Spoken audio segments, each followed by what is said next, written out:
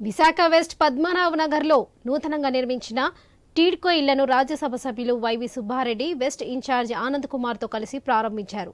ఆనంద్ కుమార్ 816 కుటుంబాలతో కలిసి సామూహిక సత్యనారాయణ వ్రతం జరిపించారు.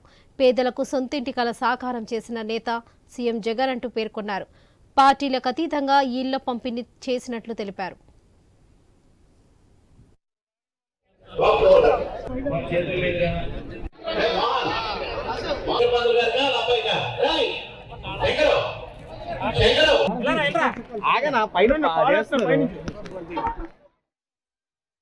సుబ్బారెడ్డి గారి చేతుల మీదుగా ప్రస్తుతానికి ఒక లబ్ధిదారులందరికీ కూడా మన పెద్దలు గౌరవనీయులు వైవి సుబ్బారెడ్డి గారి చేతుల మీదుగా మరి